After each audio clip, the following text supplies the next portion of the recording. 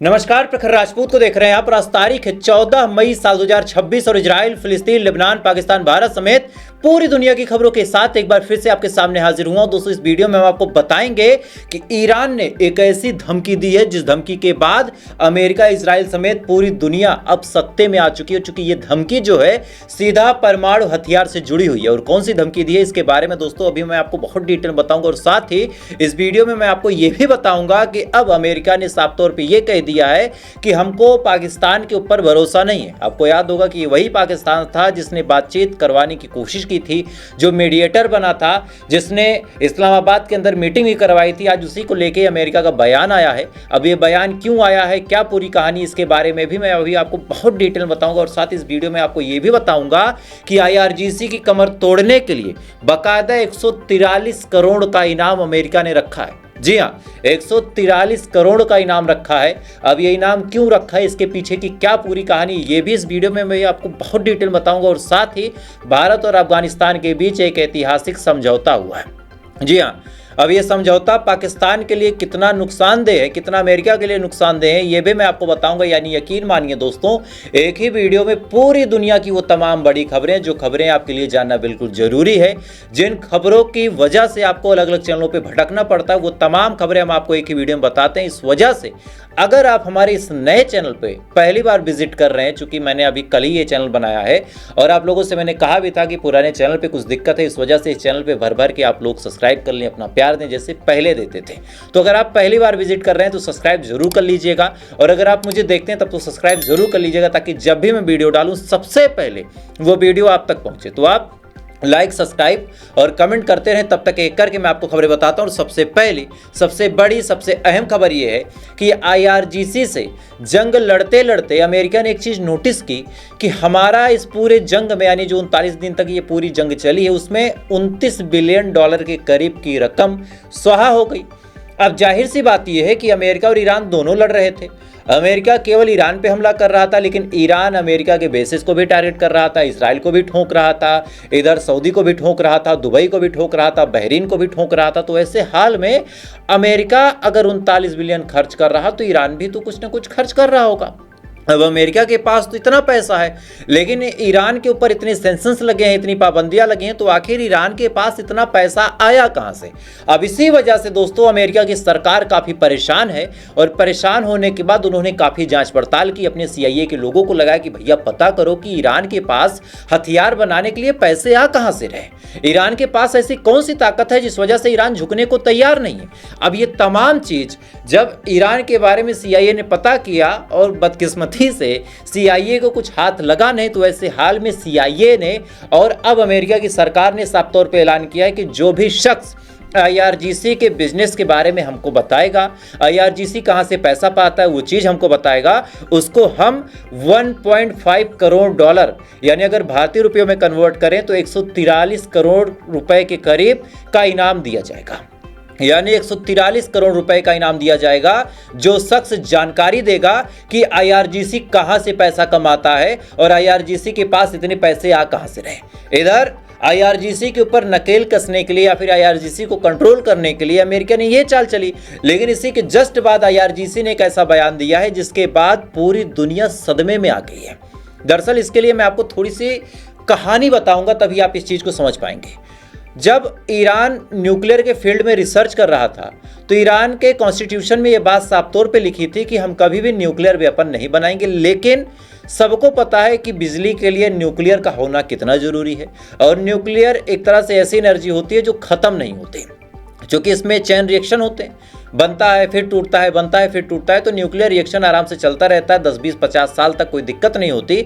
ऐसे हाल में ईरान ने यह डिसाइड किया कि हम न्यूक्लियर तो बनाएंगे, लेकिन यूरेनियम उतना ही रिच करेंगे जिससे केवल बिजली बनाई जा सके, यानी 10 से 20%। ईरान अपने इस वादे पे बहुत प्यार से अमल कर रहा था।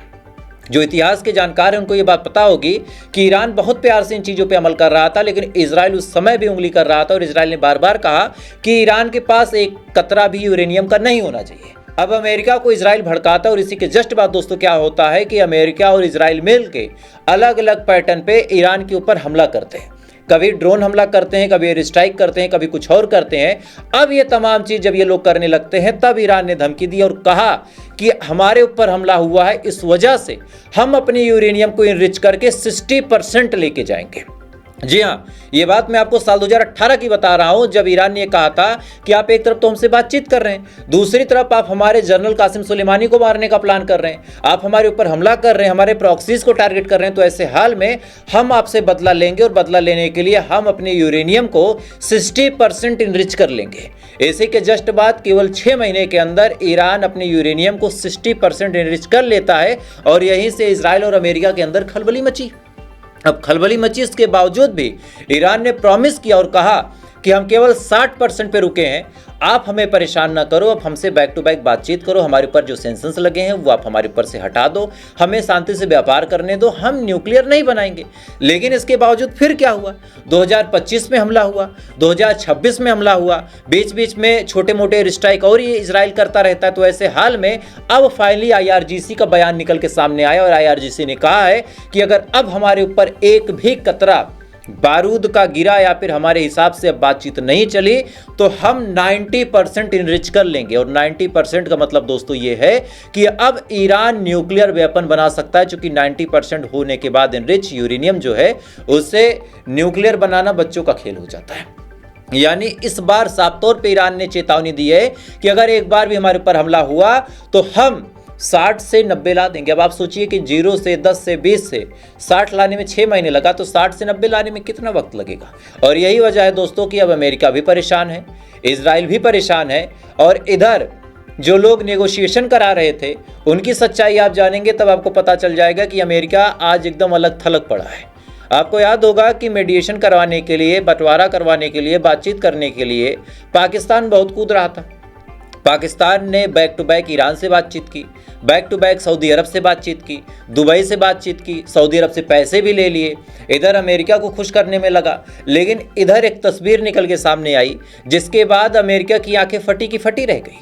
खबर आपको बता रहा हूं, आपको जान के हैरानी होगी कि पाकिस्तान के रावलपिंडी में एक एयरबेस है जिसका नाम है नूर खां एयरबेस, जिसको बनाने में अमेरिका ने अपनी एड़ी चोटी का जोर लगा दिया था।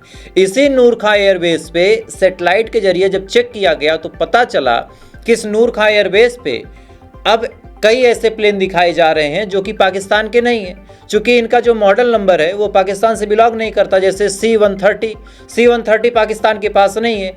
अब सैटेलाइट इमेजेस में जब ये चीज़ पता चली तो एक चीज़ और नोटिस किया गया कि जो प्लेन का कलर है वो डेजर्ट कलर है।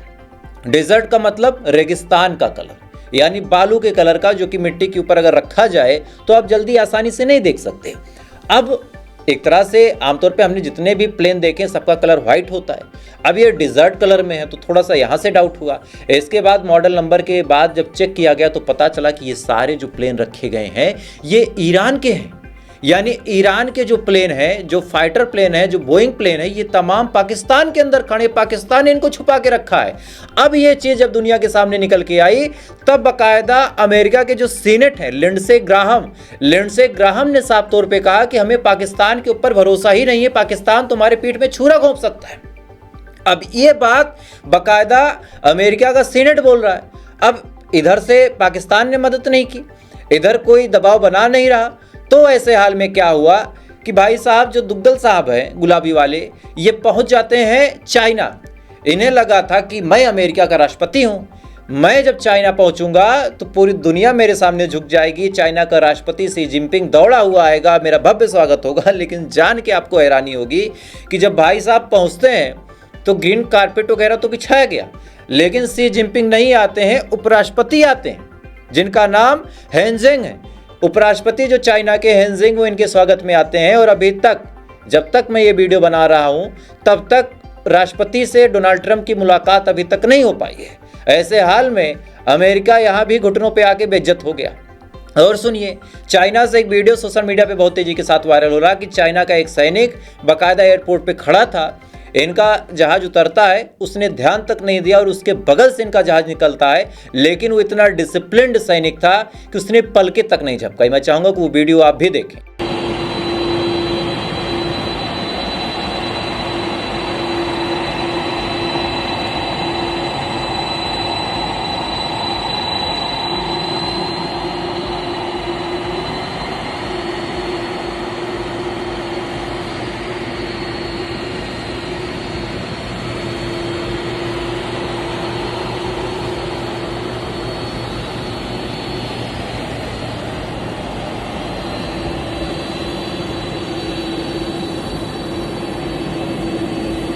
इस वीडियो में आप साफ तौर पे देख सकते हैं कि चाइना का वो सैनिक कितना ज़्यादा डिसिप्लिन्ड है, कितना डिसिप्लिन में है। और ये वीडियो सोशल मीडिया पे बहुत तेजी के साथ सर्कुलेट हो रहा है, क्योंकि जो काम इस सैनिक ने किया वो काम सबके बस का नहीं है।